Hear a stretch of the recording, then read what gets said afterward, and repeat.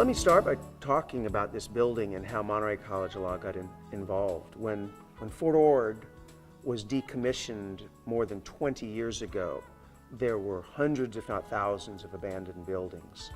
The goal was to convert this now abandoned space into education and nonprofit use for the community. We received this 3.2 acres and at the time 3 abandoned buildings. We got these 2 buildings that the shells were sound, but they weren't usable inside. As we started looking into what our alternatives were, this concept of LEED was brought forward, and it came forward in the initial conversations with our architect and general contractor. And as the building owner, it piqued my interest, and I started doing some additional research. It actually turns out that the larger commitment to LEED is the process, because it's the process of integrating the building site, the prevailing winds, the use of sun. It's a process of how you're going to live within the building. What are you going to do in the building? Will there be a natural airflow? Will there be natural light? It's not about what you build it with. It turns out to be a lot about how you use what you have access to. It expects us to take advantage of a prevailing wind off the ocean so that we don't have to use air conditioning. It expects us to be able to use natural light. So what we ended up with, to give you the end of the story, is we end up with a very simple project. There's not a lot of bells and whistles here. So when you walk in the front door, you'll immediately see that we have wood floors. Well, those wood floors are actually bamboo. Bamboo is a completely sustainable wood product because evidently they strip the bamboo and the bamboo grows back, and so it's not as if you're clear-cutting rainforests to get your wood products. So the wood floor is bamboo. All of the carpeted spaces you'll see are recycled carpet. So it's not only that the carpet has been made from recycled product, but when this carpet is finished, the program that the company uses is they will then reclaim this carpet, put it back into a grinder and vat, and make new carpet out of it. So it's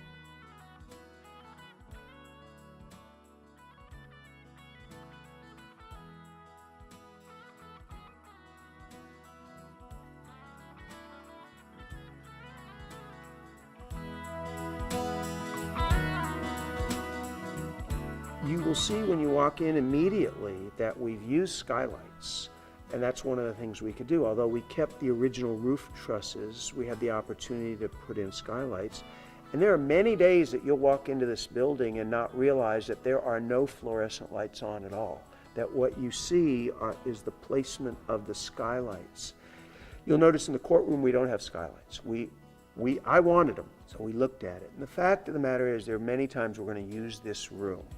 We might be wanting to use it to show films. We might need to be using overhead projectors. And so the question is, you can't turn off the skylight. The other thing you'll notice, obviously we have electric lights. It's not all natural light, but every fixture is a high efficiency fixture. I was bound and determined to put enough solar panels that filled the entire roof.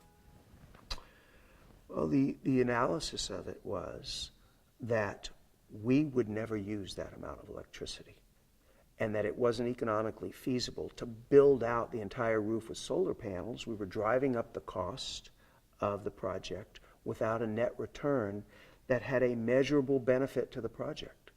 So I was convinced to scale down the number of solar panels. So in fact, we have a net zero electric use for this building. We have some of the typical things, the low flow water, low and no flow water, waterless urinals, low flow faucets are in all the bathrooms. Everywhere that we've used something electrical, whether it's the HVAC unit on the roof, the refrigerator, the microwave, or low energy use to help those things.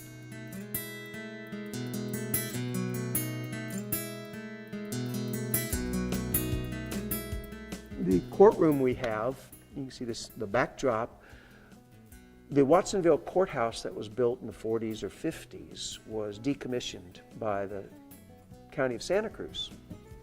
So I got a call one day from the county administrator that said, Mitch, I understand you're putting in a new courtroom at the law school. Is there anything you want out of the old courtroom? And I said, yes, I do. I hadn't even seen it, but there was bound to be something I wanted out of the old courtroom.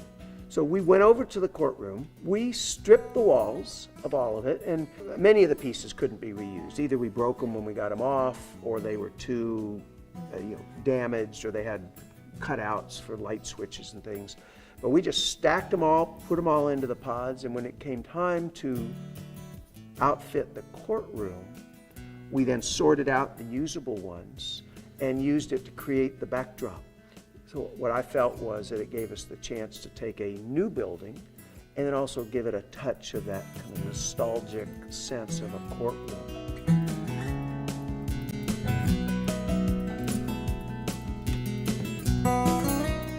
And it even included the jury chairs, which if you've seen any of the old courtroom dramas, 12 Angry Men, To Kill a Mockingbird, I mean, all of these things where they have these beautiful sites of the old courtrooms, you'll immediately recognize the jury chairs because these are just such an iconic image. So even the little trim you see along the top of the paneling, along the window, all came from just pieces we pried off the wall there. We have two, what look like very scarred up, large wooden tables. You'd think, got a brand new building, what are you doing with such beat up tables? They're the actual council tables from that courtroom. We bought all of the computers in the building out of a corporate leasing program. There was nothing wrong with them. We have a network, so they're basically dumb terminals anyway, so the hard drive and processing speed isn't that important. Same thing with all the filing cabinets you see. You say, well, how can you have a recycled filing cabinet? But we worked with Steelcase. Steelcase has a warehouse full of reusable file cabinets, and it's pretty hard to render a file cabinet unusable. For us, it became an opportunity to do what we thought was the right thing. And I know that sounds like we're glorifying our mission, but I would also tell a building owner that was weighing yes or no on LEED, but the more important decision to make is whether you want that to be your statement and whether you want that to be your building's legacy in the community and the message to the community. It's hard to put a dollar value on that. But for a higher educational institution, I can easily claim that the message of LEED Platinum and the end result of us being only the second LEED Platinum project in the county and the first of our type, that it's possible to do it, not only to meet the LEED standards, but to meet LEED Platinum, meet a budget, meet a timeline, and be a contributor to that message that being an environmentally sustainable project is a good thing and it's within reach. As an educational institution, that was an easier decision for my board to make. They took no time to sign on to that idea, even at the risk that it might be a little more expensive or that we might have to allocate some costs to the project and not be able to do something else that could have been an extra little bell and whistle. It took our board no time at all to weigh that and make that decision.